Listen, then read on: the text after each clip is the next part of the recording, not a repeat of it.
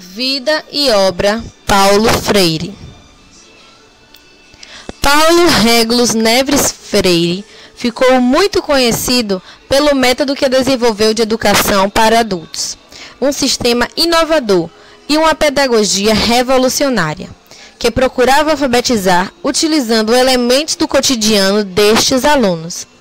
Paulo Freire, educador pernambucano, nasceu no dia 19 de setembro de 1921, na cidade de Recife. Morava na Casa da Estrada do Encanamento, 724, no bairro Casa Amarela, no Recife. Filho do capitão da Polícia Militar de Pernambuco, Joaquim Freire, e de Edeltrudes Neves Freire. A mãe de Paulo Freire escreveu um livro de bebê para ele, O Caçula. Assim começa a narrativa escrita numa letra belíssima. Paulo nasceu numa segunda-feira de tristeza e aflições, pois o seu papá estava muito mal, sem esperança de estabelecer-se. Quase que o Paulinho seria órfão ao nascer. Porém, o bom Jesus livrou-o dessa desaventura. Presenteou-o restituindo a saúde de seu papá. Neste livro, lê-se sobre um embaraço gástrico, uma erupção na pele, sua primeira lágrima notada tal dia. Lê-se do afeto extraordinário pelo paizinho, como o chama. Só adormece nos seus brações, ouvindo-o cantar. A mãe diz que ele é naturalmente carrancudo, porém muito amável. Brinca pouco, fica sempre de largo, apreciando os irmãos brincarem. Seu período de dentição não lhe causou aflição, porém, todas as vacinas o pegaram. É muito viciado em chupeta e gosta muito de banana assada. Até hoje, aliás. Fala da grande alegria da primeira carreira que Paulinho deu, num belo dia, sem ninguém esperar. Depois disso, não parou mais de correr. E que quando cai, chora de raiva, principalmente quando se suja. É muito limpo e vaidoso, não passa sem sua água de colônia. Fica muito tempo sentado apreciando os irmãozinhos correrem. Quando perguntam por que ele não vai também, ele diz: gosto de ver as quedas. Seus pezinhos são muito sensíveis. Na hora de adormecer, chama o pai com os nomes mais amorosos possíveis e diz: toca violão bem baixinho e canta para eu dormir. Ao que o pai atende e só o deixa depois de adormecido. Sua mãe confessa que também ele é orgulhoso e que só fala se souber mesmo. Fala o quanto ele é afetuoso e não consente quando os irmãos se aproximam da mamãe. Fica aí com raiva e diz logo: sai, sai, mamãe minha. Aos 10 anos de idade, foi morar nas vizinhanças da capital pernambucana, em Jaboatão, uma cidadezinha 18 quilômetros distante de Recife, que para Paulo tem sabor de dor e de prazer, de sofrimento e de amor, de angústia e de crescimento. Nela, Paulo, aos 13 anos de idade, experimentou a dor da perda de seu pai, conheceu o prazer de conviver com os amigos e conhecidos que foram solidários naqueles tempos difíceis. Sentiu o sofrimento quando viu sua mãe precocemente viúva lutar para sustentar a si e a seus 4 filhos. Fortaleceu-se com o amor que entre eles aumentou por causa das dificuldades que juntos enfrentaram. Sofreu a angústia devido às coisas perdidas e às provações materiais. Espantou-se com o crescimento de seu corpo, mas, sem deixar que o menino abandonasse definitivamente, permitiu que o adulto fosse conquistando espaço em sua existência. À medida que via seu corpo crescer, sentia também sua paixão pelo conhecimento aumentar. Paulo Freire fez a escola primária exatamente no período mais duro da fome, não da fome intensa, mas da fome suficiente para trabalhar o aprendizado.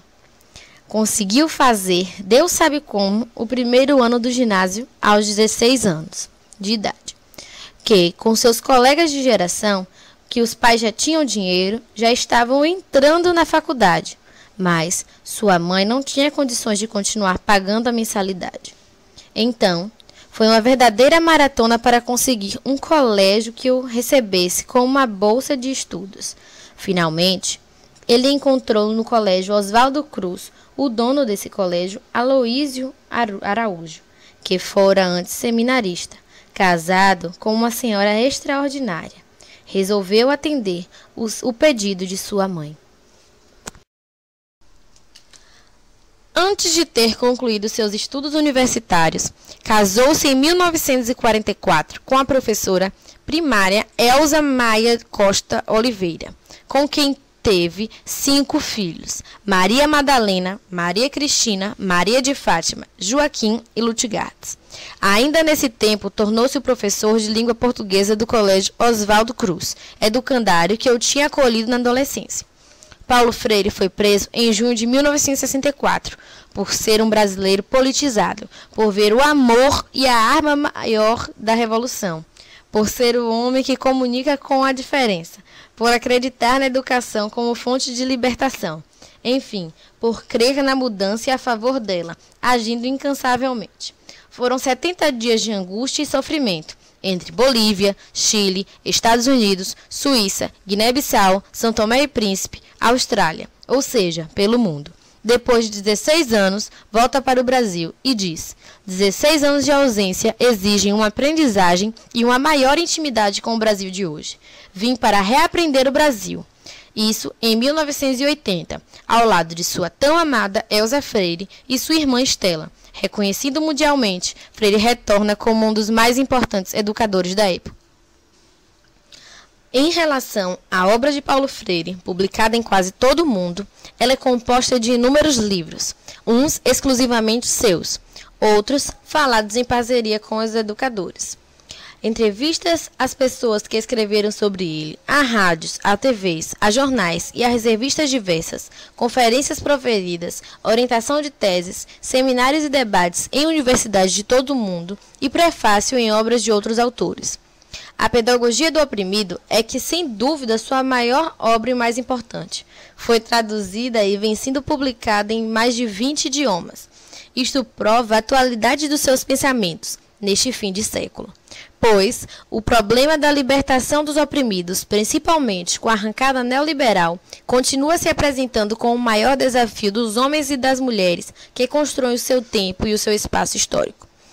Tal influência abrange as mais diversas áreas do saber, tais como a pedagogia, filosofia, teologia, antropologia, serviço social, ecologia, medicina, psicoterapia, psicologia, museologia, história, jornalismo, artes plásticas, teatro, música, educação física, sociologia, pesquisa participante, metodologia de ensino de ciências e letras, ciência política, currículo escolar e a política de educação dos meninos e meninas de rua.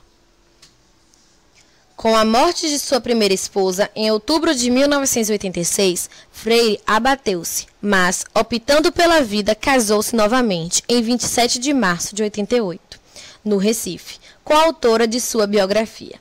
Depois de terem sido amigos de infância, puderam se reencontrar no curso de mestrado da Pontífice Universidade Católica. Ela era aluna orientanda e ele professor orientador. Ambos viúvos. Suas relações ganharam novos significados. Sentiram que o carinho de amigos somaram-se à paixão e o amor. Casou-se com Nita, nome carinhoso que a chamava. Pôde iniciar nova etapa de sua vida, inclusive aceitando novos desafios como homem público. Em 1º de janeiro de 89, foi empossado como secretário da Educação do município de São Paulo. Pois o Partido dos Trabalhadores, partido do qual é um dos fundadores, chegou ao poder com a eleição de Luísa Erundina de Souza para prefeita de São Paulo. Dirigido por Stephanie Borges. Estrelando Juliana Gonçalves, Catiene Marques, Jaqueline Siriaco, Evanil Fonseca e Carla Fátima.